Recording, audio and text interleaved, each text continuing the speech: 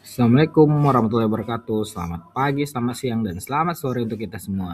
Kembali lagi bersama Pak Pedi membahas soal tes CPNS 2026 yang paling akurat sesuai dengan kisi-kisi terbaru part 3. Kali ini kita akan bahas 3 soal TWK, 3 soal TIU, dan 3 soal TKP.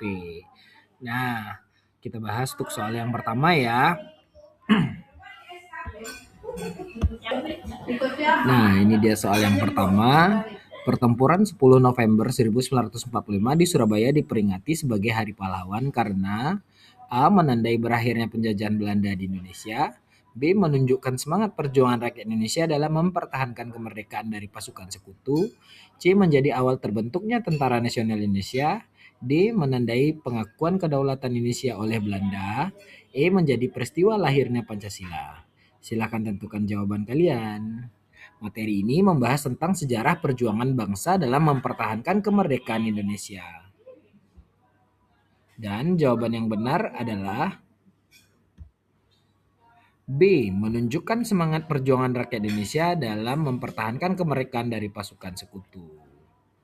Nah, mari kita bahas. Pertempuran Surabaya yang terjadi pada tanggal 10 November 1945 merupakan salah satu pertempuran terbesar dalam sejarah perjuangan Indonesia setelah proklamasi kemerdekaan. Dalam pertempuran ini, rakyat Surabaya bersama pejuang mempertahankan kemerdekaan dari pasukan sekutu yang datang bersama Nica Belanda. Semangat perjuangan dan pengorbanan para pejuang dalam pertempuran tersebut menjadi simbol heroisme bangsa Indonesia. Oleh karena itu, tanggal 10 November diperingati sebagai Hari Pahlawan. Oke, ini adalah opsinya kenapa pilihan lain salah. Jadi jawabannya tetap B ya, silahkan dibaca. Terus kita lanjutkan ke soal yang kedua. Nah, ini soal yang kedua ya. Seorang warga negara mengajukan permohonan pengujian undang-undang terhadap Undang-Undang Dasar 1945 karena merasa hak konstitusionalnya dirugikan. Berdasarkan sistem ketatanegaraan Indonesia, lembaga yang berwenang menangani permohonan tersebut adalah A. Mahkamah Agung, B. Dewan Perwakilan Rakyat, C. Komisi Yudisial, D. Mahkamah Konstitusi, E. Majelis Permusyawaratan Rakyat. Silakan tentukan jawaban kalian. Ingat, materi ini membahas tentang sistem ketatanegaraan. Dan jawaban yang benar adalah D. Mahkamah Konstitusi. Mari kita bahas. Dalam sistem ketatanegaraan Indonesia, kewenangan untuk menguji undang-undang terhadap UUD 1945 atau Judicial Review diberikan kepada Mahkamah Konstitusi. Kewenangan tersebut dalam pasal 24C ayat 1 UUD 1945 yang menyatakan bahwa MK berwenang mengadili pada tingkat pertama dan terakhir, yang putusannya bersifat final untuk menguji undang-undang terhadap UUD 1945. Oke, kenapa Mahkamah Agung itu salah? Karena Mahkamah Agung itu menguji peraturan perundangan di bawah undang-undang. Kalau DPR itu berwenang untuk membentuk undang-undang bersama Presiden. Kalau Komisi Yudisial itu tugasnya adalah berwenang menjaga kehormatan dan perilaku hakim. Kalau MPR itu adalah berwenang mengubah dan menetapkan undang-undang, bukan menguji undang-undang. Jadi jawabannya tadi adalah Mahkamah Konstitusi yang tugasnya adalah menguji undang-undang. Oke, kita lanjutkan ke soal yang selanjutnya. Nah, soal yang ketiga masih tentang sistem ketatanegaraan. Sistem pemerintah di Indonesia dilaksanakan berasal nilai-nilai Pancasila sebagai dasar negara. Hal tersebut sesuai dengan yang tercantum pada A. Pembukaan Undang-Undang Dasar alinea kedua, B. Pembukaan UUD 1945 alinea ketiga, C. Pembukaan UUD 1945 alinea keempat, D. TAP MPR, E. Batang tubuh UUD 1945. Silahkan tentukan jawaban kalian. Dan jawaban yang benar adalah C. Pembukaan Undang-Undang Dasar 1945 alinea keempat. Bagaimana dengan jawaban kalian? Mari kita bahas. Nah, Pancasila sebagai dasar negara Indonesia tercantum secara eksplisit dalam pembukaan UUD 1945 alinea keempat, yaitu pada bagian akhir yang berbunyi, maka disusunlah kemerdekaan bangsa Indonesia dalam suatu undang-undang dasar negara yang terbentuk dalam susunan negara Republik Indonesia yang berkedaulatan rakyat berdasarkan kepada ketuhanan yang Maha Esa, kemanusiaan yang adil dan beradab, persatuan Indonesia, kerakyatan yang dipimpin oleh hikmah kebijaksanaan dalam permusyawaratan perwakilan, serta mewujudkan suatu keadilan sosial bagi seluruh rakyat Indonesia. Oke, kita analisis pilihannya. Lalu pada Undang-Undang Dasar alinea kedua itu adalah membahas tentang cita-cita bangsa. Alinea ketiga itu membahas tentang berkat rahmat Tuhan Yang Maha Esa. Kalau TAP MPR itu bukan tentang rumusan Pancasila ya. Dan batang tubuh juga itu mengatur tentang ketatanegaraan, bukan dasar negara. Jadi jawaban yang tepat adalah pembukaan Undang-Undang Dasar 1945 alinea keempat. Oke, begitulah soal TWK kita. Kita lanjutkan ke soal TIU, tes intelijensi umum. Nah, ini soal TIU yang pertama. Materi kita kali ini adalah analogi verbal. Titik-titik kita bandingkan dengan rapi, lalu titik-titik kita bandingkan dengan lukis. Nah, ini adalah perbandingan tentang analogi verbal. Silakan tentukan jawaban kalian A, B, C, D, atau E. Manakah yang paling sama analoginya? Dan jawaban yang benar adalah C, setrika kuas. Nah, bingung kan? Mari kita bahas ya. Nah, hubungannya pada soal tersebut adalah setrika itu menjadikan baju kita jadi rapi. Jadi setrika digunakan untuk membuat pakaian menjadi rapi. Maka hubungan yang sepadan itu titik-titik tadi lukis kan, berarti kuas itu berhubungan dengan lukis, atau jadi artinya itu kuas digunakan untuk melukis. Sehingga analoginya menjadi setrika rapi, kuas lukis. Ini analisis pilihannya kenapa A, B, C, D, E itu salah. Kita lanjutkan ke soal yang selanjutnya. Nah, soal yang kedua masih tentang analogi verbal ya. Titik-titik benang.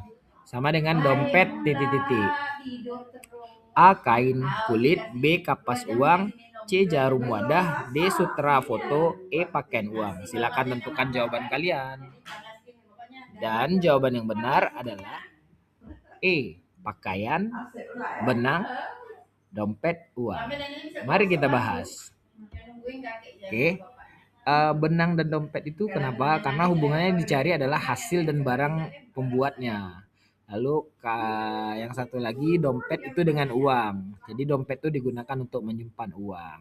Nah, kenapa pilihan lain salah? Di sini ada penjelasannya. Nanti silakan dibaca ya. Oke, kita lanjutkan ke soal yang selanjutnya. Nah, soal ketiga masih tentang analogi verbal untuk pembahasan soal TIU kita, karena setiap tahunnya pasti setiap tes CPNS-nya masih membahas tentang analogi verbal. Titik-titik galah, titik-titik kacamata. Oke, silakan tentukan jawaban kalian. Dan jawaban yang benar adalah D. Mengambil itu menggunakan galah, kalau melihat itu menggunakan kacamata ya. Oke, kita lihat, kita bahas. Galah adalah alat yang digunakan untuk mengambil atau menjangkau benda jauh. Kacamata adalah alat yang digunakan untuk melihat lebih jelas. Jadi polanya itu fungsi dan alat. Nah, seperti itu ya. Oke, pembahasannya nanti silakan dibaca. Kita lanjutkan ke soal tes kematangan pribadi. Nah, ini dia soal TKP kita yang pertama ya, tentang orientasi, pelayanan, dan kepedulian serta profesionalisme kerja. Pada suatu acara, secara tidak sengaja, Anda melakukan sebuah tindakan yang membuat teman Anda marah. Sikap Anda ketika dalam kondisi tersebut: A. Muncul perasaan takut, ia tidak mau lagi berteman dengan saya. B. Saya merasa bingung dan terus memikirkannya. C. Saya akan cuek saja karena saya merasa masih punya banyak teman yang lain. D. Saya akan bersikap biasa saja dan nanti teman saya akan baik dengan sendirinya. E. Saya meminta maaf kepadanya dan berusaha memperbaiki dan serta tidak mengulanginya. Nah, silakan tentukan jawaban kalian. Dan jawaban yang benar adalah E. Saya meminta maaf kepadanya dan berusaha memperbaiki serta tidak mengulanginya. Nah, jadi ini pembahasannya ada poin 5, 4, 3, 2, 1 di setiap pilihannya. Mari kita bahas. Jadi soal ini mengukur tentang aspek integritas, tanggung jawab, pengendalian diri, dan kemampuan menjaga hubungan sosial. Jadi urutan nilai paling tinggi itu ada di poin E ya. Lalu di poin 4-nya, di nilai 4-nya ada di poin D.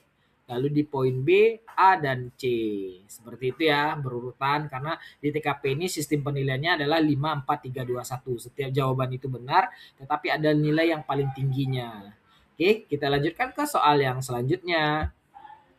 Anda adalah seorang orang tua yang memiliki anak menginjak usia remaja. Harapan Anda kepada anak Anda setelah besar nanti adalah A. Saya berharap menjadi pemimpin keluarga yang menjadi panutan. B. Saya menginginkan anak sukses memiliki kepribadian baik dan bertanggung jawab. C. Saya selalu ingin bersamanya dengan anak yang dengan saya untuk bisa memenuhi kebutuhan hidupnya. Saya berharap anak saya tidak meninggalkan saya. Saya berharap anak saya menjadi pejabat negara dan hidup mewah. Dan silakan tentukan jawaban kalian. Dan jawaban yang benar adalah B.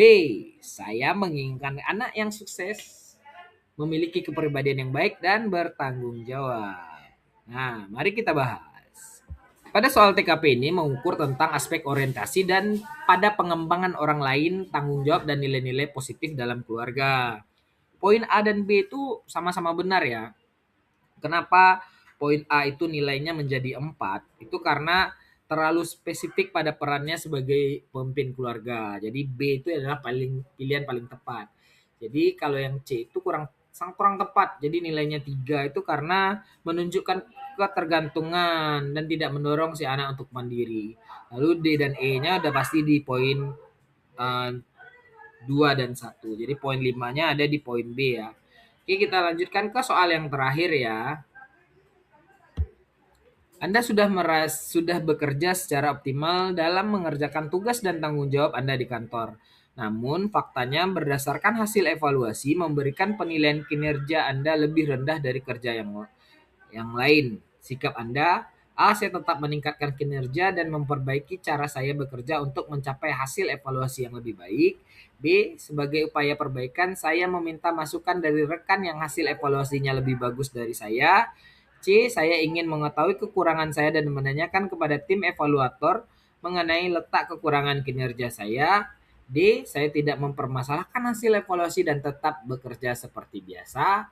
Saya menjadi kurang semangat dalam bekerja. Silakan tentukan jawaban kalian beserta nilai 5, 4, 3, 2, 1-nya. Oke, dan jawaban yang tertinggi terletak pada nomor pilihan.